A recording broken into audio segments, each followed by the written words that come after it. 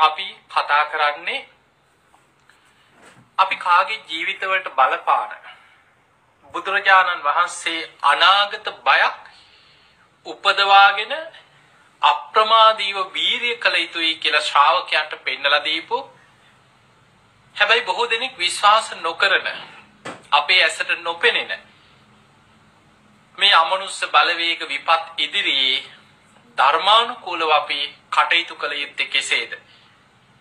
ඒ වගේම ආටානාටි සූත්‍ර දේශනාව ඇසුරෙන් මේ අමනුෂ්‍යයන්ගේ කරදර විපත් බාධා ඇතිවෙච්ච වෙලාවල කොහොමද බුදුරජාණන් වහන්සේගේ ශ්‍රාවකයෝ ධර්මානුකූලව කටයුතු කළ යුත්තේ? භික්ෂු භික්ෂුණී උපාසක උපාසිකාවන්ගේ රැකවරණය පිණිස පහසු විහරණය පිණිස ආරක්ෂාව පිණිස මේ ආටානාටිය නම් වූ දහම් පරයය තුල මේ දේශනාව තුල සඳහන් වෙලා තියෙන්නේ මොන වගේ කාරණාද? මෙන්න මේ කාරණා අද දවසේ මේ ධර්මානුශාසනාවෙන් අපි ඊටාම පැහැදිලිව විස්තර ඇතුව ඔබට තියෙන සැක සංකා දුරු වෙලා යන හැටියට මේ ධර්ම දේශනාවේදී අපි කතා කරන්න බලාපොරොත්තු වෙනවා. පින්වතුනි, අංගුත්තර නිකායේ සඳහන් වෙනවා අනාගත බය සූත්‍රය. අනාගත බය සූත්‍රයේ බුදුරජාණන් වහන්සේ අපිට පෙන්නලා දෙනවා මහණෙනි අනාගතය ගැන බියක් ඇති කරගෙන වීරිය වඩන්න. කෙලෙස් සහිතව ජීවත් වීම තුළ කොයි මොහොතේ මාව අමනුෂ්‍යයෙකුගේ ගොදුරක් බවට පත් වෙයිද දන්නේ.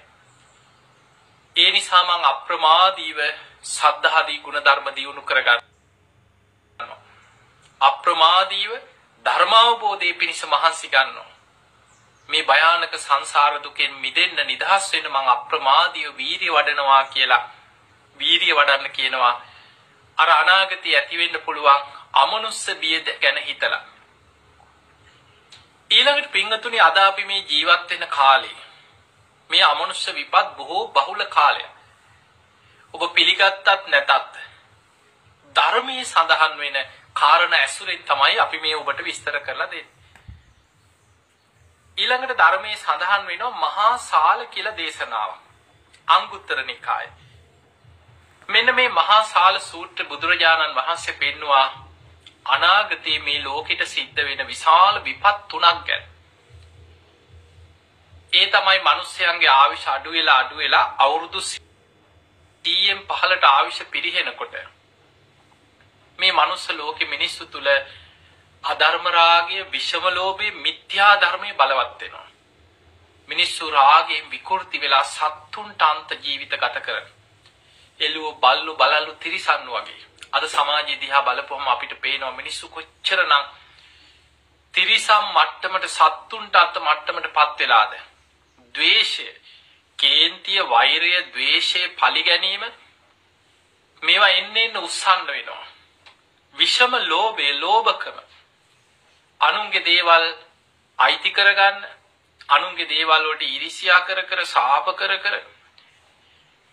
මේ ඒ අය වපුරපු දේවල් ඒ අය නෙලා ගන්නවා කියලා පිළිගන්න හිතන්න කැමති නෑ.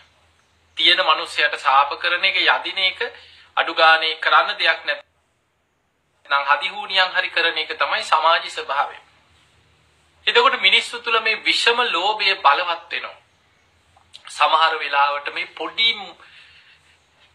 ගනුදෙනු වලට එක්ක මේ ඉඩමකට එක්ක අතමාරුවක් කරගෙන පුංචි මුදලකට රුපියල් 1000ට 2000ට 4000ට මිනි මරාගත්ත සිදුවීම් අපිට සමාජයේ අහන්න ලැබෙනවා. ලෝභකම මේක විෂම වෙලා මිනිස්සු තුල විකෘති වෙනවා. ඊළඟට මිත්‍යා ධර්මය, විකෘති විදිහේ ආසාවන් තුල විකෘති ආසාවන් මිනිස්සු තුල බලවත් වෙලා මිත්‍යා ධර්මයට යොමු වෙනවා. ඊළඟට මිත්‍යා දෘෂ්ටිය බලවත් වෙනවා. මෙලවක් පරලවක් කියලා දෙයක් නැහැ, පින්පව් කියලා දෙයක් නැහැ, හොඳ නරක කියලා දෙයක් නැහැ. ඕනේ පවක් ඕනේ අපරාධයක් කරලා මේ ඉන්න කාලේ කාලා බීලා හොඳට ඉඳපල්ලා. ඕක තමයි මිත්‍යා දෘෂ්ටිය බලවත් වෙන්න සමාජي බලවත් වෙන මතය.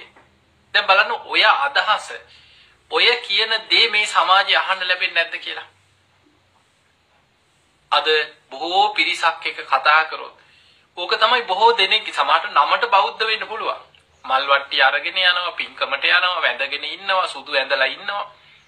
හැබැයි ඒ අයගේ දෘෂ්ටි මතවාද ගත්තොත් ඔය වගේ දෘෂ්ටියක් තියෙන්නේ. මරුණහම මොකෙක් වුණා මොකද? කවුද ඔක දන්නේ? ඉන්නකම් කාලා බීලා ඉන්න එපා. ඒ නිසා හොඳින් හරි නරකින් හරි ජීවත් වෙන්න මොනවා හරි කරන්න ඕනේ. අන්නේ මට්ටමේ මානසිකත්වයක් තමයි මේ සමාජයේ බොහෝ දෙනෙක් තුල තියෙන්නේ. එතකොට මේ කෙලෙස් බලවත් වෙනකොට බුදුරජාණන් වහන්සේ පෙන්වා මහණෙනි අනාගතයේ විශාල විපත් තුනක් ලෝකේ බලවත් වෙනවා. ඒ තුල එකක් තමයි මිනිස්සු එකිනෙකා මේ අධර්ම රාගයේ විෂම ලෝභයේ මිත්‍යා ධර්ම නිසාම කණ්ඩායම් බෙදෙනවා, ගම් නගර අනුව බෙදෙනවා, රට රටවල් අනුව බෙදෙනවා, ಜಾති අනුව බෙදෙනවා, කුල අනුව බෙදෙනවා, ගෝත්‍ර අනුව බෙදෙනවා. අවියාවිද තනාගෙන මිනිස්සු අනාගතේ මරා ගන්නවා, යුද්ධ කර ගන්නවා. ඒ හේතු කරගෙන අනාගතේ දහස් ගණන් ලක්ෂ ගණන් මිනිස්සු මැරෙනවා කියන. ඒක අද අමුතුවෙන් ඔබට විස්තර කරන්න දෙයක් නැහැ. දෙවනි කාරණේ බුදුරජාණන් වහන්සේ පෙන්නවා මිනිස්සු අධර්ම රාගයෙන්, විෂම ලෝභයෙන්, මිත්‍යා ධර්මයෙන් බලවත් වෙනකොට, කෙලෙස් බලවත් වෙනකොට මිනිස්යන් තුල පොළොවාසී දෙවියන්ගේ ඉඳන් අකනිටා බඹලව දක්වා දෙවිවරු මිනිස්යන්ගෙන් ඈත් වෙනවා. දෙවියන් මිනිස්සු ගැන කලකිරිලා මිනිසුන්ගෙන් ඈත් වෙනවා. ඒ හේතු කරගෙන අනාගතේ විශාල ස්වභාවික විපත් බලවත් වෙනවා කියන. භූමි කම්පා, නායාම්, සුනාමි, ගිනි කඳු පිපිරීම, වසංගත විශාල විපත් බලවත් වෙනවා. අද අපිට වේගෙන් මෙවැනි විපත් ගැන අහන්න ලැබෙනවා. 100 ගණන්, දහස් ගණන්, ලක්ෂ ගණන් මිනිස්සු එකතැන මිය යන විපත් දිනෙන් දින වර්ධනය වෙනවා. ඔය කරුණු දෙක අපිට යම් මට්ටමින් පේන්න තියෙනවා. අපිට යම් මට්ටමින් ගණනය කරන්න පුළුවන්. අන්න අසවල් තැන බෝම්බේ පුපුරලා මෙච්චරක් මැරුණා. එක්ක අසවල් යුද්ධෙන්, පළවෙනි ලෝක යුද්ධෙන් මෙච්චර මැරුණා. දෙවෙනි ලෝක යුද්ධෙන් මෙච්චර මැරුණා. අර රටේ කෝලහල නිසා මෙච්චර මැරුණා. අපිට ගණන් හදා ගන්න පුළුවන්. ඊළඟට භූමි කම්පාවෙන් මෙච්චරක් මැරුණා. සුනාමියෙන් මෙච්චරක් මැරුණා. අපි යම් මට්ටමින් ඒවත් ගණන් හදා ගන්නවා. හැබැයි බුදුරජාණන් වහන්සේ පෙන්නවා තවත් විශාල විපතක් තියෙනවා ඒ වගේ. ඒ තමයි මිනිස්සු අධර්මිෂ්ඨ වෙනකොට, අධර්ම රාගයේ, විෂම ලෝභයේ, මිත්‍යා ධර්මයේ බලවත් වෙනකොට සැඩ යක්ෂයන් මිනිසුන් අතරට යකුන් මුදා හරිනවා කියන. ඒ දරුණු අමනුෂ්‍යයන්, යක්ෂයන් ගම් නගර නියම් ගම් ජනපදවල අරක් ගන්නවා. අමනුෂ්‍ය ග්‍රහණයකට අනාගතයේ ලෝකේ මිනිස්සු ලක් වෙනවා. ඒ හේතු කරගෙන 100,000 ගණන් මිනිස්සු අනාගතයේ අමනුෂ්‍ය විපත් වලින් මැරෙනවා කියන. අද අපිට ඒක ගණනය කරගන්න තේරෙන්නේ නැහැ, හොයන්න බෑ. මොකක් හරි ලෙඩක් පිටින් තියෙනවා. එතකොට අපිට පේනවා මෙවැනි විපතක් බුදුහාමුදුරුවෝ පෙන්නවා. දැන් අපි ඔබ හිතන්න මෙහෙම විශාලා මහනුවර ප්‍රශ්නේ අපි කවුරුත් දන්නවනේ. රතන සූත්‍ර දේශනා කරන්න හේතු වෙච්ච කාරණේ විශාලා මහනුවර තුන්බිය. මොකක් නෙමෙයි තුන්බිය. රෝග, දුර්භික්ෂ, අමනුෂ්‍ය. එතනත් අමනුෂ්‍ය ප්‍රශ්නයක් තියෙනවා. ලෙඩ රෝගත් එක්ක වසංගතේ වගේම දුර්භික්ෂයක් ඇති වුණා වගේම ඇසට නොපෙනෙන මේ බලවේග අමනුෂ්‍යයන්. දේශනාවේ තියෙන යොදුන් ගණන් ඈත හිටපු මහා සැඩ අමනුෂ්‍යයෝ, යක්ෂයෝ නගරේ අරක් ගත්තා කියනවා. අර මලමිනී වල ඕජා උරා බොමින් අර මිනිස්යන්ගේ ශරීර වලට ඇතුල් වෙලා මිනිස්සුන්ව තව තවත් ලෙඩ කරමින්, විපත් කරමින් අමනුෂ්‍යයන් මේ නගරේ පිරීලා ඉතිරිලා අරක් ගත්තා. එතකොට අමනුෂ්‍ය විපත්ත, රෝග, දුර්භික්ෂ මේ තුන්බිය ඇති වෙච්ච වෙලාවේ තමයි බුදුරජාණන් වහන්සේ විශාලා මහනුවරට වැඩම කරලා රතන සූත්‍රය දේශනා කරලා ඒ විශාලා මහනුවර නගර වාසීන්ව සූපත් කරන්නේ. ඒ නිසා පින්වතුනි මේ කාරණා එක්ක අපිට තේරුම් ගන්න තියෙන ඊටාම වැදගත්, බොහොම ජීවිතයට අදාළ වෙන දේශනාවක් තියෙනවා. අපි අහලා තියෙන ওই දේශනාව. හැබැයි මේ දේශනාව ගැන මිනිස්සුන්ට නොයේක් වැරදි මත, වැරදි අදහස් සමාජගත වෙලා අපිට ඕන තරක් තියෙනවා. ආඨානාටි දේශනාව. සමහරු නම ඇහෙනකොටත් බයයි. ඒ පිරිත යනකොටත් එක්ක අහනවා අම්බෝ වදාන්න හොඳ නැහැ. ගෙවල් වල යක්කු වෙනවා. ඊළඟට අපි ওই පිරිත් ගෙවල් වල සමහර ලාවට දැකලා තියෙනවා මිනිස්සු කොච්චර ප්‍රාථමික අනවබෝධයේ නිසාම එක එක වැරදි මත සමාජගත වෙලා පිරිත් කියනකොට ආටානාටිය කියනකොට මිනිස්සු කියනවා ආහා එළියේ ඉන්න එපා දැන් යක්කු පන්නන වෙලාව යක්කු දුවනවා උඹලට ගහගෙන යයි. අනේ අර මිනිස්සු බය වෙනවා. එතකොට මේ වගේ එක එක මතවාද සමාජගත වෙලා තියෙනවා. ඇත්තටම ආටානාටිය දේශනාවේ සඳහන් වෙන්නේ මොකක්ද? මේ දේශනාව මොන හේතුවක් මතද දේශනා කරේ? බුදුරජාණන් වහන්සේද මේක අනුමත කරේ? උන්වහන්සේගේද දේශනාව? මේ දේශනාවේ අදාළ වෙන විදිහට අපි කොහොමද මේ දේශනාවේ අර්ථය අපේ ජීවිතයට ගලපගන්නේ? ඔබට මේ ආටානාටි දේශනාව ගැන අද දවසේ අපි මේ සාරාංශයක් හැටියට මේකේ අර්ථය ඔබට වැදගත් වෙන කාරණා ටික මේ දේශනාව තුළ විස්තර කරන්න බලාපොරොත්තු වෙනවා. පින්වත්නි අපේ බුදුරජාණන් වහන්සේ දා වැඩ සිටියේ ගිජ්ජකූට පර්වතයේ. රජගහනුවර බිම්බිසාර රජුරෝ බුදුරජාණන් වහන්සේට විවේකයෙන් වැඩ ඉන්න බොහොම රමණීය කඳු මුදුනක කඳු වලලු ගණනාවකින් වට වෙච්ච වේපුල්ල වේභාර ඉසිගිලි පාණ්ඩව මේ කඳු ගණනාවකින් වට වෙච්ච ලස්සන තැන ගිජු ලිහිණියගේ ස්වභාවයට පිහිටපු ගල් කන්දක්. අර කඳු වලල්ල වටේට වට වෙච්ච තැන මැද ගිජ්ජකූටේ.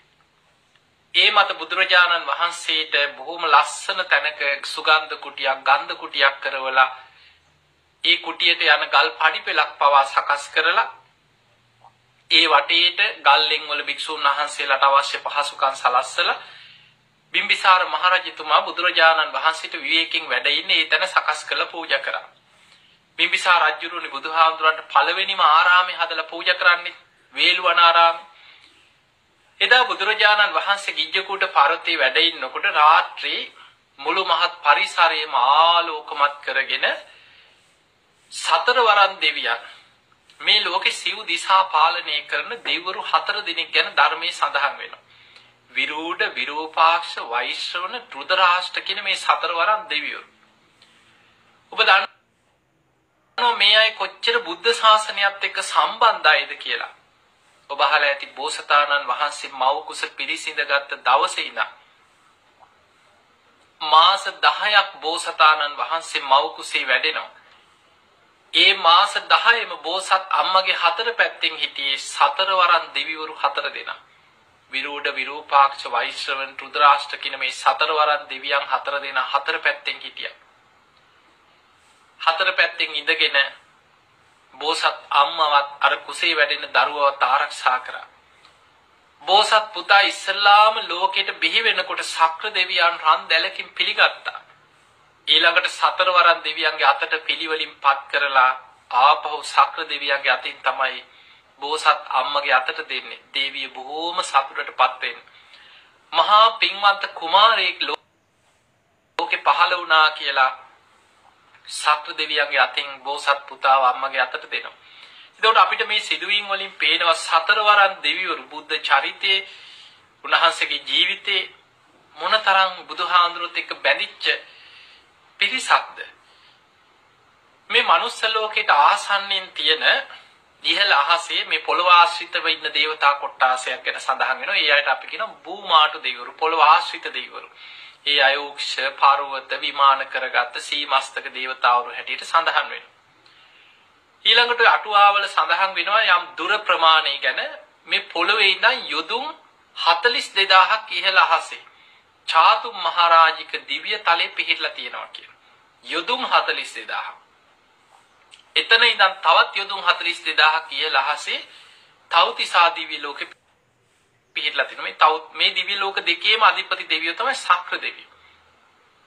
එතකොට පොළොවට ආසන්නයෙන් තියෙන මේ දිව්‍ය ලෝක 6න් චාතුම් මහරජික තාවතින්සේ යාමයේ තුසිතේ නිම්මාන රති පරිනිමිත වසවර්ති කියන සදෙව්ලොව පොළොව ආශ්‍රිතයට යොදුන් 42000ක් ඉහළින් තියෙන්නේ චාතුම් මහරජික දිව්‍ය තලෙ. මෙන්න මේ දෙව්ලොව තමයි සතරවරන් දෙවියන් 4 දෙනා වැඩ ඉන්නේ. එතකොට ශක්‍ර දෙවියන්ගේ අනසක යටතේ සතරවරන් දෙවිවරු 4 දෙනාගේ වගකීම මේ ලෝකයේ සිව් දිසා පාලනය කරන පාලක දෙවිවරු හැටියට ඒ අය පහළ වෙන්නේ. විරූඪ, විරූපාක්ෂ, වෛශ්‍රවණ, රුද්‍රාෂ්ට කියන දෙවිවරු 4 දෙනා. එතකොට ඒ අය යටතේ පාලනය වෙනවා පහළ යක්ෂ, නාග, කුම්භාණ්ඩ, ගහන්ධර්ව කියන අමනුස්ස සේනා පාලනය වෙන්නේ මේ සතරවරන් දෙවියන්ගේ අනසක යටතේ. එතකොට යක්ෂයෝ මේ අමනුෂ්‍යයෝ යක්ෂයන්ගේ අධිපති ඒ අයට අනකරන ඉහළ දේවතාව තමයි වෛශ්‍රවණ දෙවියෝ. එතකොට ওই විදිහට යක්ෂ නාග කුම්භාණ්ඩ ගහන්දරව කියන මේ සේනා හතරටම සතරවරන් දෙවිවරු හතර දෙනා ඒ අයව පාලනය කරනවා, ඒ අයට අණ කරනවා, ඒ අයට දඬුවම් කරනවා වැරදි වලට. එතකොට මෙහෙම පාලන ක්‍රමයක් ගැන සඳහන් වෙනවා. දවසක් බුදුරජාණන් වහන්සේ දා ගිජ්ජකූට පාර්වතී වැඩ ඉන්නකොට රාත්‍රී මේ සතරවරන් දෙවියන් හතර දෙනා ඒ සතර දිශාවේ ආරක්ෂා පිහිටවල ඒ අය යටතේ ඉන්න මේ යක්ෂ නාග කුම්භාණ්ඩ ගාන්ධාර කියන මේ පිරිසත් එකතු කරගෙන බුදුරජාණන් වහන්සේ මුණ ගැහෙන්න ආවා. ඇවිල්ලා සතරවරන් දෙවියන් හතර දෙනා බුදුරජාණන් වහන්සේට මුලින් වන්දනා කළා, ගෞරව කළා, එකත් පසක ඉඳගෙන බුදුරජාණන් වහන්සේට තමන් වහන්සේ කවුද කියලා මේ අය තමන් ගැන කියනවා. ස්වාමීනි මම තමයි වෛශ්‍රවණ දෙවියන්. මේ මගේ යටතේ ඉන්න මේ යක්ෂ පිරිස. මම තමයි විරූඪ දෙවියා. මම තමයි විරූඪ දෙවියා. එතකොට ඒ විදිහට බුදුහාඳුරන්ට තමන් අඳුන්වලා දුන්නා. ඒ යක්ෂයෝ ඒ දැන් එක් කරගෙන අර වෛශ්‍රවණ දෙවියන්ගේ අනසකට ආවට මතක තියාගන්න යක්කුම් කියන්නේ ඔක්කොම මේ බුදුහාඳුරන්ට ගරු කරන තුනුරුවන්ට ගරු කරන අය නෙමෙයි. එහෙම ගරු කරා නම් ඉතින් යක්කු වෙලා උපදින්නෙත් නැහනේ. මේ අය මනුස්ස ලෝකෙත් පුළුවන් තරම් පව්කම් අපරාධ වැරදි වැඩ කර කර ඉඳලා තුනුරුවන්ට ගරහා කරලා අකුසල් කරලා භික්ෂුන් වහන්සේලාට හිරිහැර කරලා ඒවැ විපාක හැටියට දුගතියේ යක්ෂයෝ පෙරේතයෝ වෙලා ඉපදිච්ච අය. හැබැයි ඒ අය අතර සමහර යක්කෝ ඉන්නවා තුනුරුවන්ට ගෞරව කරන මොකක් හෝ අකුසලයකට දුගතිය වැටුණට තුනුරුවන්ට ගෞරව කරනවා. අනේ මට වැරදුනා, මං සීල් රැක්කේ නැහැ, මං ගුණධර්ම පිළිවෙල නැහැ, ඒ නිසායි මට මෙහෙම වුණේ කියලා පසුතැවෙන යක්ෂයෝ ඉන්නවා. එතකොට මේ යක්කු අතරත් ඉන්නවා මතක තියාගන්න ඒ අයගේ ඒ පින මත ඒ යක්ෂයෝ අතරත් බල සම්පන්න මහානුභාව සම්පන්නයි ඉන්නවා, මධ්‍යමානුභාවයි ඉන්නවා, නීච යක්කුත් ඉන්නවා. ඔය යක්ෂයෝ දැන් බුදුහාඳුරන්ට ඇවිල්ලා ගරු කරපු හැටි තියෙනවා. සමහරව ඇවිල්ලා බොහොම ගෞරවයෙන් බුදුහාඳුරන්ට වන්දනා කරලා තමන්ගේ නංගොත් කිව්වා මම අසවල් කෙනා, මම මේ විදිහේ කෙනෙක් කියලා තමන් බොහොම ගාම්භීර විදිහට තමන්ව විස්තර කරලා පැත්තකින් වාඩි වුණා. සමහරව ඇවිල්ලා වන්දනා කරලා විතරක් පැත්තකින් වාඩි වුණා. සමහර යක්කු නිකන් අර බුදුරජාණන් වහන්සේ ළඟට ඇවිල්ලා වැන්දෙත් නැහැ. තමන් ගැන අඳුන්වලා දුන්නෙත් නැහැ. හරි නිකන් බලාගමුකෝ කියලා වගේ අන්න එහෙම ඇවිල් බොහොම සැරෙන් කේන්තියෙන් වගේ පැත්තකින් හිටියා කියලා. ඉතින් මේ යක්ෂයන්ගේ හැටි. ඔය පිරිස ඔහොම ඇවිල්ලා හිටියට පස්සේ වෛශ්‍රවණ දෙවියෝ දැන් මේ සතරවරන් දෙවියන් මේ යක්ෂ නාග කුම්භාණ්ඩ ගාන්ධාර මේ හැමෝගෙම අධිපති දෙවිවරු. වෛශ්‍රවණ දෙවියෝ මේ සියලු දෙනා අතරින් ඉස්සරහට ඇවිල්ලා බුදුරජාන් වහන්සේට වන්දනා කළා කියනවා ස්වාමීනි භාග්‍යතුන් වහන්සේ අපි මේ ආවේ මේ පිරිසත් එකතු කරගෙන අපි ආවේ බුදුරජාණන් වහන්සේගේ ශ්‍රාවකයන්. ඒ තමයි භික්ෂු භික්ෂුණී උපාසක උපාසිකා. මෙන්න මේ සිව්වණක් ශ්‍රාවකයන්ගේ ගුත්තිය රැකවරණේ පිණිස පහසු විහාරා ඒ අයගේ පහසු විහරණේ පිණිස ආරක්ෂා ඒ අයගේ ආරක්ෂාව පිණිස ඒ අයට මේ අමනුෂ්‍යයන්ගෙන් කරදරයක් විපතක් ඇති නොවීම පිණිස ආටානාටිය නම් වූ දහම්පරයාය කියන්නයි අපි මේ ආවේ. එතකොට ඒ කියන්නේ බුදුහාඳුරගේ ශ්‍රාවකයන්ගේ ආරක්ෂාවේ මේ අමනුෂ්‍යයන්ගෙන් කරදරයක් ආවොත් මොකද්ද කළ යුත්තේ? කොහොමද ආරක්ෂා වෙන්නේ කියලා බුදුරජාණන් වහන්සේ ඉදිරියේ දැන් මේ කතාව ඉස්සරලා කියන්නේ වෛශ්‍රවණ දෙවියෝ. බුදුරජාණන් වහන්සේ ඉස්සරහට ඇවිල්ලා මේ කාරණේ කියනවා. මේ අයගෙන් කරදරයක් ආවොත් බුදුහාඳුරගේ ශ්‍රාවකයන්ට මෙන්න මේකයි කළ යුත්තේ කියලා කාරණේ කියනවා. එතනදී වෛශ්‍රවණ දෙවියන් බුදුරජාණන් වහන්සේට කියනවා ස්වාමීනි භාග්‍යතුන් වහන්සේ මේ යක්ෂයන් අතර මහානුභාව සම්පන්න යක්කු අතර බුදුහාඳුරට ගෞරව කරන අයත් ඉන්නවා. අගෞරව කරන යක්කුත් ඉන්නවා. මධ්‍යමානුභාව යක්ෂයන් අතරත් තුනුරුවන්ට ගෞරව කරන යක්කුත් ඉන්නවා, අගෞරව කරන අයත් ඉන්නවා. නීච යක්කු ඉන්නවා. ඒ අය අතරත් තුනුරුවන්ට ගෞරව කරන අයත් ඉන්නවා, අගෞරව කරන අයත් ඉන්නවා. හැබැයි වැඩි වශයෙන් ගත්තොත් මේ අමනුෂ්‍යය තුනුරුවන්ට ගෞරව කරන්නේ. ඒකට හේතුවක් කියනවා බුදුරජාණන් වහන්සේ දහම් දේශනවා පාණාතිපාතා වීරමණී සික්ඛාපදං සමාදියා. හැබැයි මේ යක්කු ප්‍රාණඝාතයට කැමති. උන් ඒවැ යෙදෙනවා. ඒ නිසා ප්‍රාණඝාතයේ වළකින්න කියනකොට කීර්ති යනවා. අකමැති යැත්තෙක්. ඊළඟට වෛශ්‍රවණ දෙවියන් කියනවා බුදුරජාණන් වහන්සේ මේ ශ්‍රාවකයෝ දහම් දේශනාව අදින්නා දාන වේරමණී හොරකම් කරන්න එපා කියලා. හැබැයි යක්කු කියන්නේ හොරකමේම යෙදෙන. ඒකට කැමති. ඒවට උපකාර කරන. ඒවම කරලා මේ ආත්මවල ඉපදිච්ච අය. ඒව කරන්න එපා කියනකොට උන්ට කේන්ති යනවා කියන. ඊළඟට බුදුරජාණන් වහන්සේගේ ශ්‍රාවකයෝ කාමී සුමිච්ඡාචාරා වේරමණී සික්ඛාපදං සමාදියාමි කියලා දහම් දේශනකොට වැරදි කාම සීවණයට කැමති දුස්සීල දුරාචාරයක් කැමති නැහැ කියන. මිනිස්සුත් එහෙමනේ. ඊළඟට බුදුරජාණන් වහන්සේ දහම් දේශනවා අදින්නාදාන මේ බොරු කියන්න එපා මුසාවාදා වේරමණී. ඊළඟට මත්පැන් මත්ද්‍රව්‍ය භාවිතා කරන්න එපා. මෙහෙම බණ කියනකොට මේ යක්කු බොරුවෙන්මයි කියනවා ඉන්නේ.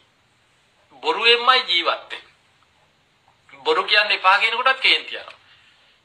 යක්ෂයෝ කියන්නේ මත්පැන් මත්ද්‍රව්‍ය වලට ඒ මත් ලොල්කමට ආසයි කියන. ජීවත් වෙලා ඉන්නකොටත් බේබදුකම් කරලා මත් වෙලා ඒ දුරාචාරෙ මේදිලා තමයි ඒව උපදින්නේ. ඉපදුනාට පස්සේ ඒ මත්ද්‍රව්‍ය මත්පැන් මේවට ආසයි ඇලුම් කරනවා. ඒක ආග්‍රහණය හරි කරනවා. ඒ නිසා ඒවෙන් වළකින්න කියලා දහම් දේශනවට බුදුරජාණන් වහන්සේගේ ශ්‍රාවකයෝ එක මේ යක්ෂයෝ කැමති නැ විරුද්ධයි කියන. ඒ නිසාම බුදුහාමුදුරන්ගේ ශ්‍රාවකයෝ වන භික්ෂු භික්ෂුණී උපාසක උපාසිකාවන්ට මේ අය කරදර කරන්න පුළුවන්. අනතුරු කරන්න පුළුවන්, විපත් කරන්න පුළුවන්. ස්වාමිනී භාග්‍යතුන් වහන්සේ එහෙම වුණොත් කොහොමද මේ කරදර කරන්නේ? ගච්ඡන්තෝ අනුගච්ඡී. බුදුහාමුදුරන්ගේ ශ්‍රාවකයෝ යනකොට ඒ අනුවම පස්සෙන් ඇවිල්ලා කරදර කරනවා. තිතෝ අනුටිතේ නතර වුණත් ඒ අමනුෂ්‍යයා එයා ඇසුරේම නතර වෙලා හිරිහැර කරදර බාධා කරනවා. නිසින්නවා නිසීදේ යා වාඩි වෙනකොට අමනුෂ්‍යයත් ඒ අසලින්ම වාඩි වෙලා ඒ අසලම ඉඳගෙන කරදර කරනවා. සයානවා සයානිය නිදා ගන්න ගියත් මේ අමනුෂ්‍ය පස්සෙන් ඇවිල්ලා කරදර බාධා කරනවා. එතකොට මේ අය හිටගෙන හිටියත් ඇවිද්දාත් වාඩි වුණත් නිදා ගන්න ගියත් යම් යම් ඉරියව්වක යෙදිලා හිටියත් ඒ අර අමනුෂ්‍ය පස්සෙන් ඇවිල්ලා නොයෙක් විදිහට කරදර බාධා කරනවා. බුදුහාමුදුරන්ගේ කාටද මේ භික්ෂු භික්ෂුණී උපාසක උපාසිකාවන්ට මේ අමනුෂ්‍යයන්ගෙන් කරදරයක් ආවොත් බේරෙන ක්‍රමේ තමයි මේ වෛශ්‍රවණ දෙවියෝ කියන්නේ. ස්වාමිනී භාග්‍යතුන් වහන්සේ ඒ විදිහට මේ අමනුෂ්‍ය කවුරු හරි එක්කෙනෙක් දෙන්නෙක් නෙමෙයි අර ආපු යක්ෂ නාග කුම්භාණ්ඩ ගහන්දරව කියන අයගේ බොහොම ලස්සනට ඒකේ තියෙනවා යක්කෝවා යක්ඛිනීවා යක්ක පෝතකෝවා යක්ක පෝතිකායවා යක්ක පාරිසජ්ජෝවා යක්ක අමාත්‍යෝවා යක්ක මහාමත්තුවා යක්ෂයෙක් යක්ෂ පැටවෙක් යක්ෂ පැටවියක් ඊළඟට යක්ෂ මෙහෙකාරයෙක් යක්ෂ ඇමති කෙනෙක් යක්ෂ මහ ඇමති කෙනෙක්. එතකොට අපිට අපි මේ මනුස්ස ලෝකේ අපි මේ මිනිස්සු අතර තියෙනවා වගේම ඒ තනතුරු තානාන්තර උස් පහත්කම් මේ අමනුෂ්‍ය අතරත් ඒ අයගේ ලෝකවලත් තියෙනවා. එතකොට මේ මොන කණ්ඩායමේ මොන ජාතිය කෙනෙක් වුණත් බුදුහාමුදුරන්ගේ ශ්‍රාවකයන්ට කරදර බාධා හිරිහැර කරන්න එනවා නම් ඒ වෙනුවෙන් අපි ඉදිරිපත් වෙලා අපි ඒව ආරක්ෂා කරනවා. දැන් මේ කවුද කියන්නේ? වෛශ්‍රවණ දෙවියන්. බුදුරජාණන් වහන්සේට කියනවා මෙන්න මෙහෙම කරන්න. ඒක තමයි පළවෙනි ක්‍රමය තමයි. මේ වගේ අමනුෂ්‍ය කරදර බාධා කරනවා නම් ස්වාමීනි භාග්‍යතුන් වහන්සේ ඔබ වහන්සේගේ ශ්‍රාවකයන්ට ඒ අයගෙන් ඒ කරදර වලින් බේරෙන්න ඉස්සරලා සත්බුදුවරුන්ට වන්දනා කරන්න කියන. විපස්සී සිකී වෙස්සබෝ කකුසඳ කෝණාගමන කාශ්‍යප ගෞතම කල්ප 91ක් තුල මේ ලෝකේ පහළ වෙච්ච බුදුරජාණන් වහන්සේලා 7 නමක්. ගාථා වගේක් තියෙන ලස්සනට ආටානාටි සූත්‍ර පෙරලලා බලන්න. විපස්සිස්ස නමත්තු චක්කුමන්තස්ස සිරීමතෝ ඔය විදිහේ ලස්සන ගාථා කීපයක් තියෙනවා.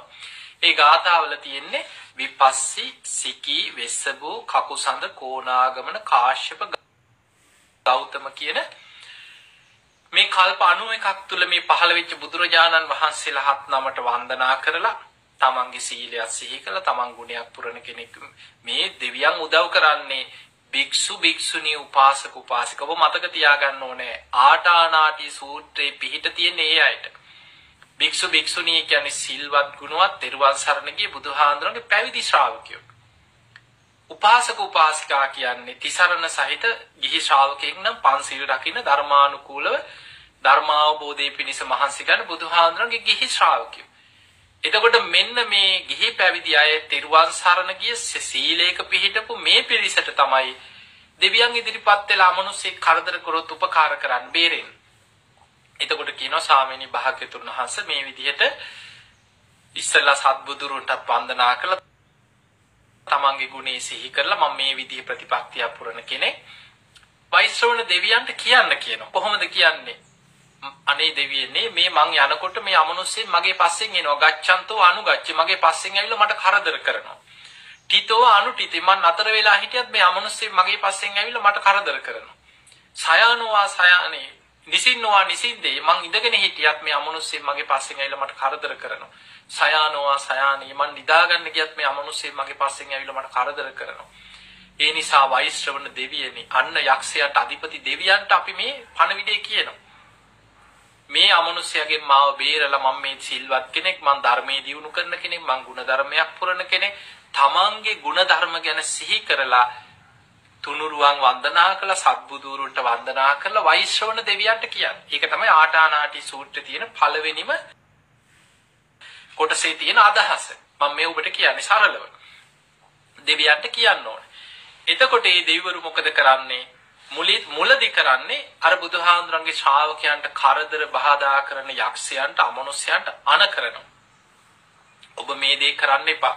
වහාම මේක නවත්තන්න. ඒ කෙනාට මේ බුදුහාඳුරන්ගේ ශ්‍රාවකයෝ ඒ අයට හිරිහැර කරන්න එපා කියලා දෙවියන් අණ කරනවා. මේ දෙවියන් තමයි ඉහළ ඉන්න ප්‍රධානී. යක්ෂයන් පාලනය කරන්නේ දෙවිවරු. එහෙම අණ කරනවා විතරක් නෙමෙයි ඒ අයගේ වරප්‍රසාද කපා හරිනවා කියලා. දැන් සමහර ඒවා ඔබට නිකන් මේ අමුතු විදියට හිතෙන්න පුළුවන් මොනවද මේකේ තියෙන ඒවා කියලා. ඒ අපිට තේරෙන්නේ නැහැ ගොඩක් දේවල්. අපි දකින සීමාවක් තියෙනවනේ. ඔබට මේ යක්ෂයන්වත් යක්ෂයන්ගේ ලෝකේවත් ඔවුන්ගේ රාජධානියවත් උන් ඉන්න තැන්වත් ඔබට ඒව ගැන ලොකු දැනුමක් නැහැ.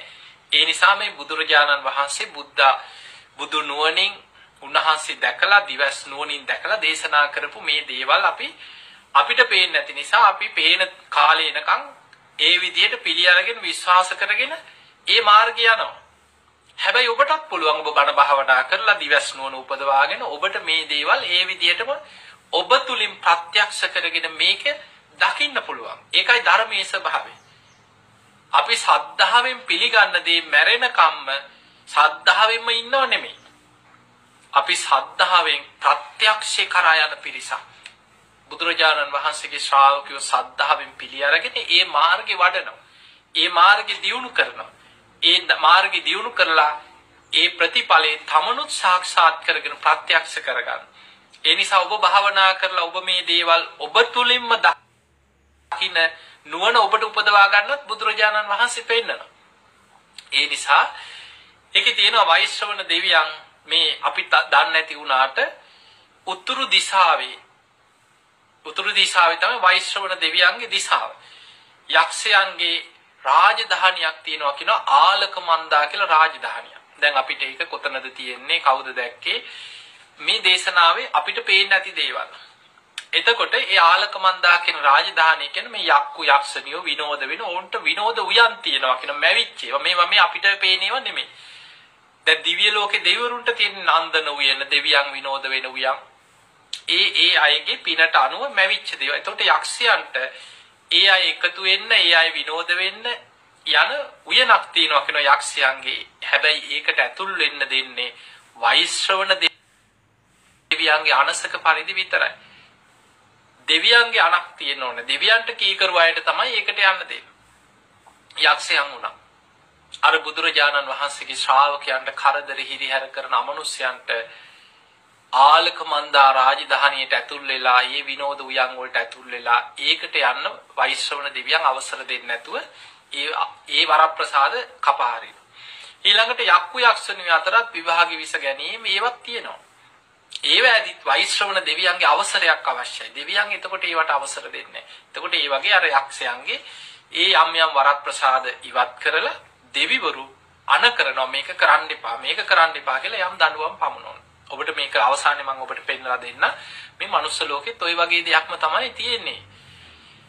ඊළඟට දැන් වෛශ්‍රවණ දෙවියන් කියන ඔන්න ඔය විදිහට දමණේ වෙලා දෙවියන්ගේ අනට දෙවියන්ගේ අර වරප්‍රසාද කපලා මේ කරන ඒ අවවාදයට කීකරුවෙන් මේක අතහැරලා දෙවියන්ට කීකරුවෙන් බුදුහාඳුරන්ගේ ශ්‍රාවකයන්ට කරදර බාධා කරන එක නවත්තන යක්ෂ පිරිසකුත් ඉන්නවා. හැබැයි ඔය අතර වෛශ්‍රවණ දෙවියන් කියන ස්වාමීනි මේ යක්ෂයෝ අතර සමහරු ඉන්නවා හරිම දරුණුයි.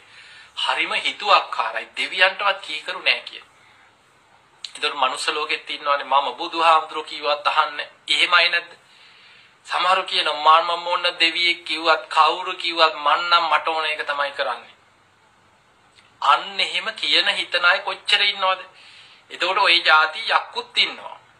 දෙවියන්ටවත් කීකරු නැති හිතුවක්කාර යක්ෂයෝ ඉන්නවා කියන.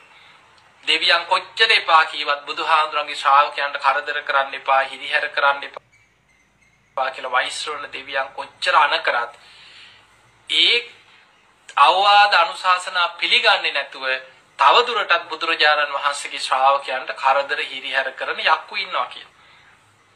එතකොට කොහොමද බේරෙන්නේ?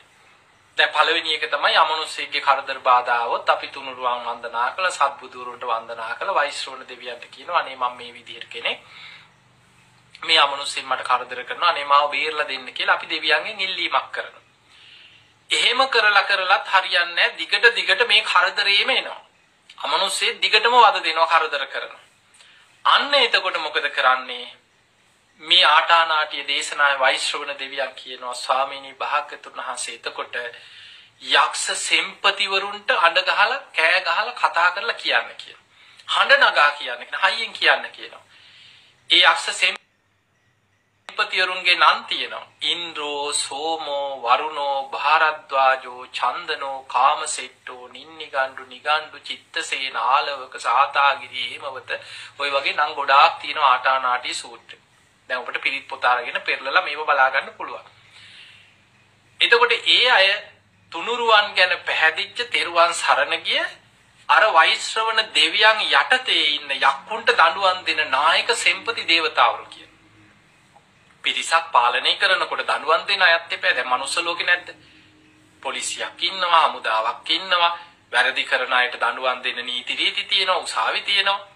හිරගෙවල් තියෙනවා, බන්ධනාගාර තියෙනවා. එතකොට ඒවා පාලනය කරන බන්ධනාගාර දෙපාර්තමේන්තු තියෙනවා. එතකොට ওই වගේ වැඩ පිළිවෙලක් තියෙනවා. එතකොට වෛශ්‍රවණ දෙවියන් කියනවා ස්වාමීනි භාග්‍යතුන් වහන්සේ බුදුරජාණන් වහන්සේගේ ශ්‍රාවකයන්ට තව දුරටත් හිරිහැර කරනවා නම් දෙවියන් කියන එකවත් අහන්න නැතුව මෙන්න මේ විදිහට කෑ ගහලා අර අයට කියන්න. ඒ අය ඇවිල්ලා දඬුවම් කරලා ඊට පස්සේ ඒ වැඩේ නවත්තලා දෙනවා. කොහොමද කියන්නේ? කියන හැටි තියෙන ආටානාටිය දේශනාවේ. අයං යක්කෝ ගන්හාති මේ යක්ෂයෙක් මට කරදර කරනවා. අයං යක්කෝ ආවිසති මේ යකෙක් මට ආවේශ වෙනවා. අයං යක්කෝ හේතේති මේ යක්ෂයෙක් මට පීඩා කරනවා. අයං යක්කෝ විහෙතේති මේ යක්ෂයෙක් මට බලවත්ව පීඩා කරනවා. අයං යක්කෝ හිංසති මේ යකෙක් මට හිංසා කරනවා. අයං යක්කෝ විහිංසති මේ යක්ෂයෙක් මට බලවත්ව හිංසා කරනවා. අයං යක්කෝ නමුංචති අනේ මේ යක්ෂයෙක් මාව අතහැරලා දාලා යන්නේ නැතුව අනේ මට දිගටම වද දෙනවා, කරදර කරනවා කියලා ඔය විදිහට කෑ ගහලා කියන්න කාටද කියන්නේ? ඉන්ද්‍රෝ, සෝමෝ, වරුණෝ, භාරද්වාජෝ, චන්දනෝ, කාමසෙට්ටෝ, නින්නිගණ්ඩු, නිගණ්ඩු, චිත්තසේන, ආලවක, සාතාගිරි හේමවත ඔය විදිහට නම් ගොඩක් තියෙනවා. එයා යක්ෂ සෙම්පතිවරු. ඒ කියන්නේ අර යක්කුන්ට දඬුවම් දෙන වෛශ්‍රවණ දෙවියන් යටතේ ඉන්න තුනුරුවන් ගැන පැහැදිච්ච යක්කුන්ට දඬුවම් කරන අය. ඒ අය තමයි දඬුවම් කරන්නේ. දෙවියන්ගේ අවසර අරන් ගිහලා දඬුවම් කරනවා. ඒ අයට කියන්නේ. ඒ අය මොකද කරන්නේ ඊට පස්සේ? අර බුදුහාඳුරන්ගේ ශ්‍රාවකයන්ට භික්ෂු භික්ෂුණී උපාසක උපාසිකාවන්ට කරදර කරන අමනුෂ්‍යයන්ව ගිහිල්ලා ඇදගෙන එනවා. අල්ලගෙන එනවා. ඒ අයට දඬුවම් දෙනවා. දෙන දඬුවම් පවා ආටානාටිය දේශනාවේ තියෙනවා. ඒක මේ මනුස්ස ලෝකේ දඬුවම් වලට වඩා වෙනස්. ඒකේ තියෙන රත් වෙච්ච ගිනියම් වෙච්ච තැටි ඔළුවේ හලනවා කියන. හිස හත් කඩකට පලනවා කියන මේ පැලුවා කියවට මතක තියාගන්න ආයෙමත් ඒවා ඒ ඕපපාතික ශරීරනේ. ඒ දඬුවම දීලා ටික වෙලාවකින් ආයෙමත් යා වෙනවා. අර නිරේ වගේ. ඔබ දේවදූත සූත්‍රයේ අපාය ගැන අහලා තියෙනවා නම් ඒකේ සඳහන් වෙනවා නිරි සත්වයෝ අත කපනවා, කෑ ගහනවා, විලාප දෙනවා. ආයෙ ටිකකින් ඒක යා වෙනවා. මුළු ඇඟම රහිනවා වෑයකින්. කෑ ගහනවා, විලාප දෙයි, දුක විඳිනවා. ආයෙ ටිකකින් අර විදිහටම සකස් වෙනවා. ඒක තමයි ඕපපාතික සත්‍යයන්ගේ ස්වභාවය. හැබැයි දුක දැනෙනවා, වේදනාව දැනෙනවා මේ වෙලාවට. ඒ නිසා යක්ෂයෝ යක්ෂ සෙම්පතිවරු මොකද කරන්නේ මේ හිතුවක්කාර දරුණු දෙවියන්ගේ කීම අහන්න නැති යක්කුන්ට දඬුවම් කරනවා. ඒක වෛශ්‍රවණ දෙවියෝ ලස්සන උපමාවකට කියන ස්වාමීනි භාග්‍යතුන් වහන්සේ ඒක හරියට මෙන්න මේ වගේ දෙයක් ඔය වෙන්නේ. ඒ තමයි දැන් බුදුරජාණන් වහන්සේ වැඩ සිටියේ රජගහනුවරනේ. ඒ වෙලේ රජගහනුවරම උදාහරණයට අරන් වෛශ්‍රවණ දෙවියන් කියන ස්වාමීනි මේ රජගහනුවර පාලකයා සේනිය බිම්බිසාර රජුරු. එතකොට සේනිය බිම්බිසාර රජුරු රටවැසියන්ගේ යහපත වෙනුවෙන් නීති රීති පනවලා තියෙනවා. හොරකම් කරන්න එපා, මිනිස්සුන්ට හිංසා කරන්න එපා, මිනි මරන්න එපා, මංකොල්ල කන්න එපා, මේ වගේ දූෂණ අපචාර කරන්න එපා, මේවා කරන්න එපා, මේවා කරන්න එපා කියලා නීති ඒවා ඔක්කොම පනවලා තියෙන මිනිස්යන්ගේ යහපත වෙනුවෙන්. හැබැයි රජ්ජුරුව මොන නීති දාලා තිබුණත් රජ්ජුරුවන්ගේ අන පිළිගන්නේ නැති, රජ්ජුරුවන්ටත් කීකරු නැති, රජ්ජුරුවන්ගේ රටේ නීතියටත් ගෞරවයක් නැති මිනිස්සු ඒ රාජ්‍යයේ ඉන්නවා. හොරු, මංකොල්ලකාරයෝ, මිනිමරුව, අපරාධකාරයෝ ඒ කාලෙත් ඉඳලා තියෙනවා. ඒ අය රජ්ජුරුව සලකන්නේ රාජද්‍රෝහීන් හැටියට. රජ්ජුරුවන්ගේ හතුරු රටට රාජ්‍යයට ද්‍රෝහීන් හැටියට සලකන්නේ. එතකොට රජ්ජුරුව මොකද කරන්නේ? ඒ අය අල්ලගෙන ඇවිල්ලා ඒ අයට දඬුවම් කරනවා.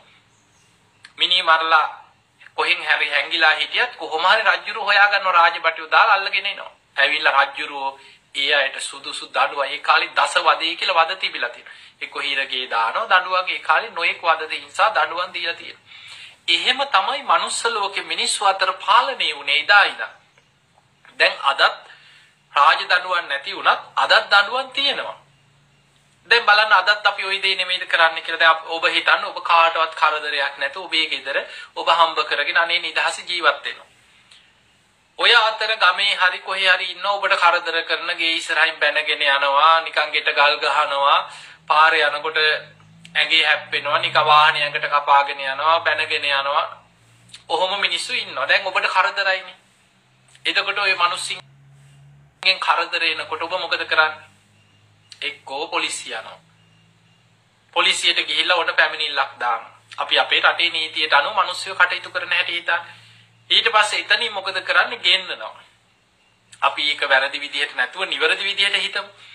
පොලිසියෙන් ගෙන්නලා මොකද කරන්නේ? ඉස්සල්ලාම කරන්නේ අවවාද කරනවා. අර වෛශ්‍රවණ දෙවියොත් මුලින්ම කරන්නේ අවවාද කරනවා. මේක කරන්න එපා. ආයෙ දිගට කරොත් දඬුවම් දෙනවා. ඒක තමයි කියන්නේ. අවවාද කරනවා. පොලිසියනුත් කරන්නේ අවවාද කරනවා. මේ දේ කරන්න එපා. ඊළඟ පාර කරොත් උසාවි දානවා. ඊළඟ පාර දඬුවම් දෙනවා. එහෙම කියලා අවවාද කරලා පළවෙනි පාර අවවාද දෙනවා. දැන් අවවාද දුන්නට පස්සේ ගිහිල්ලා ආයි කරදර කරනවා. හරි. උඹ පොලිසිය කියන්නේ දෙන්නම් උඹට වැඩේ කියලා. එහෙමනේ මිනිස්සු ගොඩාක් ඔය පව්කාරයෝ. ඊට පස්සේ අර මිනිස්සයාට තවත් කරදර කරනවා. තවත් වද හිංසා කරනවා. මේ මිනිස්සයාගෙන් පලි ගන්න. එතකොට මොකද කරන්නේ? ඔබ ආයෙමත් පොලිසිය ගිහිල්ලා කීවට පස්සේ ඊට පස්සේ උසාවි දානවා. එතනදී මොකද කරන්නේ? විනිශ්චය කරලා ඒ කෙනාට දඬුවම් දෙන්නේ. දඬුවම් තමයි අද එක්කෝ රිමන්ඩ් කරනවා. ඊළඟට එහෙම නැත්නම් කෙලිම හිරේ යවනවා. අවුරුද්දකට දෙකකට හිරේ යවනවා. බරපතල වැඩ ඇතුව. අන්න වැඩත් එක්ක ගිහිල්ලා ගල් කඩන්න වද ඒක ඇතුළට ගිහිල්ලා ඉතින් සමහර බරපතල වැඩ ඇතුව අවුරුදු 5 10 සමහර ලාවට සමහර රටවල් රටින් රටට නීති වෙනස්. අද සමහර රටවල් වල කස පහර ගහනවා, බෙල්ල කපනවා, ඊළඟට අර විදුලි පුටුවේ තියලා මරනවා. සමහර ලාවට එල්ලුම් ගහ තියෙනවා. එක එක රටවල් වල එක එක විදිහේ දඬුවම් තියෙනවා. දරුණුම අපරාධකාරයෙක් නම් ඒ විදිහේ සමහරුන්ට ජීවිතාන්තෙම හිරේ දානවා. එතකොට මනුස්ස ලෝකෙත් මේ මිනිස්සු මේ නීතියත් එක්ක තමයි ලෝකේ පාලනය වෙන්නේ. ඒ ස්වභාවයම මේ යක්ෂයෝ අතර මේවා තුල තියෙනවා. අපි දන්නේ නැති වුණාට. එතකොට වෛශ්‍රවණ දෙවියන් කියනවා ස්වාමීනි භාග්‍යතුන් වහන්සේ ඔන්න ඔය වගේ දෙයක් තමයි වෙන්නේ. එතකොට සේනිය බිම්බිසාර රජුරෝ රටේ ඉන්න වැරදිකාරයෝ කියන දේ අහන්න නැති මිනිස්සු රාජද්‍රෝහීන් අල්ලලා ඒ අයට දඬුවම් දෙනවා. එහෙම තමයි මේ මිනිස්සුන්ගේ අනිත් මිනිස්සුන්ට යහපතේ නිදහසේ ජීවත් වෙන්න මේ රාජ්‍ය හදලා තියෙන්නේ. වැරදිකාරයන්ට දඬුවම් දෙන්න ඕනේ. ඒ වගේ තමයි බුදුහාඳුරන්ගේ ශ්‍රාවකයන් වන භික්ෂු භික්ෂුණී උපාසක උපාසිකාවන්ට කරදර කරනවා නම් හිරිහැර කරනවා නම් ඒ අය අනේ සිල්වත්ව ගුණවත්ව බණ භාවනා කරගෙන කාටවත් හිංසාවක් නැතුව ගුණධර්ම වඩ아가ගෙන යනකොට මේ යක්ෂයෝ යකෙක් හරි අර කියපු යකෙක් යක්ෂ පැටියෙක් යක්ෂණියෙක් වෙන්න පුළුවන් යක්ෂ අමාත්‍යවරයෙක් වෙන්න පුළුවන් මොන જાති හරි යක්ෂ නාග කුම්භාණ්ඩ ගහන්දරව ඒ නාගයන්ගේ තර විදියටම විස්තර වෙනවා නාගෝවා නාගිනීවා නාගපෝතකෝවා නාගපෝතිකායවා නාග මහාමත්තෝවා නාග පාරිසජ්ජුවා ඒ විදිහටම විස්තර වෙනවා එතකොට අපි ඔය එක එක නම් වලින් කියනවා පෙරේතයෝ කියනවා මල පෙරේතයෝ කියනවා මොන නමෙන් කිව්වත් යක්කු යක්ෂණියෝ මොන නමෙන් හරි මේ නොපෙනෙන බලවේග හැටියට එන අමනුෂ්‍යයන්ගෙන් කරදර බහදා ඇති වෙනවා නම් අන්න අපිට කරන්න තියෙන දේ. එතකොට අපි ඉස්සල්ලාම දැන් ඔබ මේකේ සාරාංශය මතක තියාගන්න. හැබැයි මේ පිහිට තියෙන්නේ දෙවියන්ගේ පිහිට තියෙන්නේ තුනුරුවන්ගේ පිහිට තියෙන්නේ සිල්වත් ගුණවත් භික්ෂු භික්ෂුණී උපාසක උපාසිකාවන්ට අමනුෂ්‍යයන්ගෙන් කරදර බහදා ඇති වුණොත් කොහොමද ආරක්ෂා වෙන්නේ කියලා තමයි ආටානාටියේ තියෙන්නේ. එතකොට ඉස්සල්ලා සත්බුදුරුන්ට වන්දනා කරලා තමන්ගේ සීලේ ගුණේ සිහි කරලා තමන් දෙවියන්ට කියනවා මට මෙහෙම අමනුෂ්‍යෙක් කරදර කරනවා අනේ මාව බේරලා දෙන්න කියලා දෙවියන් ඉදිරියේ කියන එක නැවත කියන බුදුන් ඇඳලා තුනුරුවන් වන්දනා කරලා ඔබ අවංකව කියන ඔබේ ගුණ ධර්ම සිහි කරලා තවදුරටත් ඔබට කරදර බාධා එනවනම් අන්න ආටානාටියේ පොත සූත්‍රයේ පෙරලලා ගන්න පිරිත් පොතේ තියෙනවා. ඒකේ තියෙනවා කීව යුතු පිළිවෙල. මේ විදියට මට අමනුෂ්‍යෙක් කරදර කරනවා මෙහෙම ඒ තියෙන වාක්‍ය වලින් අපි ඒ යක්ෂ සෙම්පතිවරුන්ට ඒ අයගේ නම් කියලා හඬ නගා කියන්නේ කියලා. එතකොට ඒ අය ඒ අමනුෂ්‍යයට දඬුවම් කරලා ඒ අයව බේරනවා. එතකොට ඕක තමයි සාමාන්‍ය තියෙන සාරාංශයක් හැටියට මම ඔබට මේ ආටානාටියේ තියෙන අදහස කියලා දුන්නා. එතකොට මෙන්න මේ කතාව වෛශ්‍රවණ දෙවියන් තමයි බුදුරජාණන් වහන්සේ ඉදිරියේ ඔය කතාව කියන්නේ. බුදුහාමුදුරුවෝ අහගෙන ඉඳලා ඒක අනුමත කරා. බුදුරජාණන් වහන්සේ ඉදිරියේ කියලා වෛශ්‍රවණ දෙවියන් වන්දනා කළා ස්වාමීනි භාග්‍යතුන් වහන්සේ එහෙමනම් අපි යන්නම් අපට ගොඩාක් රාජකාරී තියෙනවා කියලා. අර සතරවරන් දෙවියන් එක්ක මේ යක්කු මේ ඔක්කොම ආපහු පිටත් වෙලා ගියා.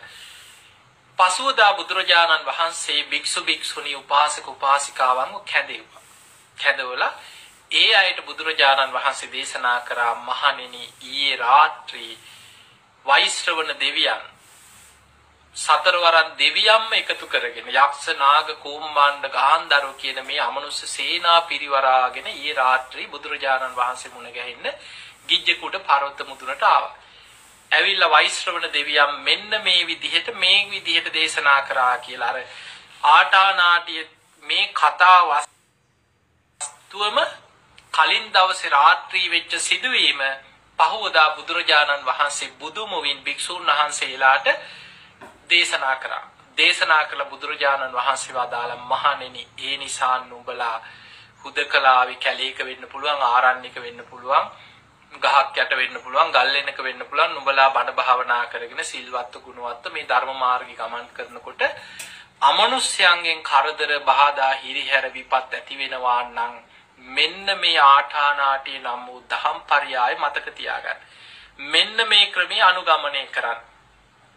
දෙවියන් බුදුරජාණන් වහන්සේට පොරොන්දුවක් වෙනවා බුදුහාමුදුරන්ගේ ශ්‍රාවකයන්ට එන අමනුෂ්‍ය විපත් වලින් ඒ අයව ආරක්ෂා කරනවා කියලා. ඒක තමයි ආටානාටියේ කතාව. එතකොට මේ ආටානාටිය දේශනාවේ ආඥා බලය මේ වෛශ්‍රවණ දෙවියන් බුදුහාමුදුරන්ට වෙච්ච පොරොන්දුවේ මේ ආඥාව කෝටි ලක්ෂයක් සක්වල පිහිටි ආඥාවක් කියනවා. ඒ නිසා මේ ලෝක ධාතුවේ යක්කු අමනුෂ්‍ය විතරක් නෙමෙයි කෝටි ලක්ෂයක් සක්වල සියලු දෙව් බඹුන් බුදුරජාණන් වහන්සේගේ ශ්‍රාවකයන්ට වෙන අමනුෂ්‍ය විපත් කරදරවලදී ඒ අයව ආරක්ෂා කරනවා කියලා මේ සතරවරන් දෙවියන් ඒ වෙච්ච පොරොන්දුවේ ආඥාව පිහිටුවේ.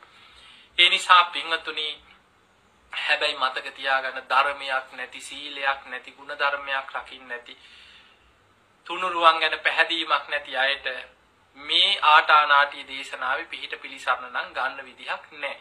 ඒ අයට ඉතින් ওই දේවාලයක රිංගලා එතන ගිහිල්ලා කොහෙන් හරි පොල් මලකින් හරි ගුටි කාලා වේවැලකින් හරි ගුටි කාලා අර යක්කුන්ට පෙරීතින්ට දොළපි දෙනියක් දීලා ගුටි කාලා කරගන්න දෙයක් මිසක් ඒ වෑ ගිහිල්ලා තවත් අමාරුයි වැටි මිනිස්සු දේවාල අස්සෙම මුළු ජීවිතේම ගෙවා දුක් විඳිනවා මිසක් ඔවුන්ට ගැලවෙන ක්‍රමයක් නම් ධර්මයේ අපි නම් දන්නේ නැහැ.